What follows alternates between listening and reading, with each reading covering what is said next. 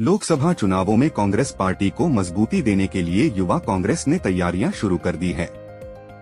इसी को लेकर प्रदेश युवा कांग्रेस की बैठक कांग्रेस मुख्यालय राजीव भवन में बैठक हुई है, जिसमें मुख्यमंत्री सुखविंदर सिंह सुक्खू और भारतीय युवा कांग्रेस के राष्ट्रीय प्रभारी कृष्णा अल्लाब्रू ने शिरकत की और आगामी रणनीति तय की गई।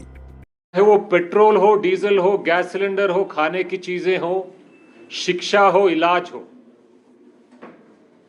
हर चीज में महंगाई रिकॉर्डें तोड़ चुकी है। इसका डायरेक्ट असर जनता के जेबों पे, जनता के पेटों पे पड़ता है। तो महंगाई कम करने में मोदी जी और मोदी सरकार के रिपोर्ट कार्ड ये कहती है कि वो भयंकर तरीके से फेल हुई।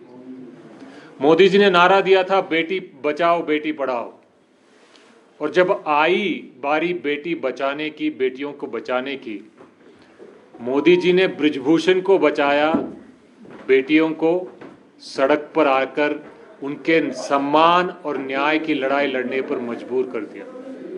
तो बेटी बचाने में मोदी सरकार का रिकॉर्ड फेल। किसानों के बारे में मुझे कुछ कहने की ज़रूरत नहीं है।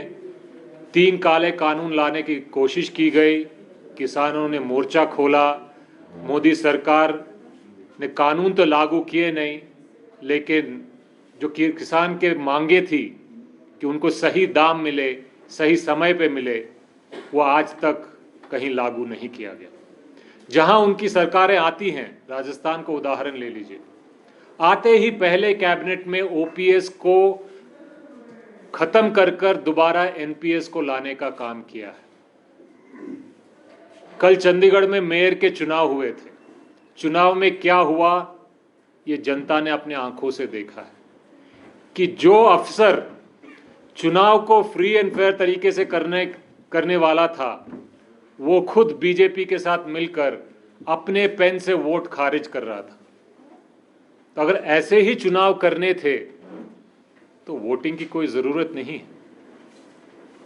तो चंडीगढ़ में जो हुआ मेयर के चुनाव में, वो एक ट्रेलर है कि 2024 में दोबारा बीजेपी की सरकार बनती है तो मेरे ख्याल से हर चुनाव, वोटिंग कुछ भी हो, रिजल्ट ऐसे ही डिक्लेयर किया जाएगा। तो हम ये रिपोर्ट कार्ड जनता को याद दिलाना चाहते हैं। संक्षिप्त में, रोजगार देने में फेल, महंगाई कम करने में फेल, बेटी बचाने में फेल, किसान को न्याय दिलाने में फेल, अच्छी सस्ती इलाज देने में फेल, मजदूर को अपना हक देने में फेल, लोकतंत्र को बचाने में फेल, और आखिर में हिंदुस्तान के भविष्य को गिरवी रखने में पास। तो इन बातों से हम जनता के साथ, जनता के सामने जाना चाहते हैं। यही हमारा आने वाले 100 दिन का कार्यक्रम होगा। जय हिंद। शिमला से कैमरामैन युगमार्ग टीवी।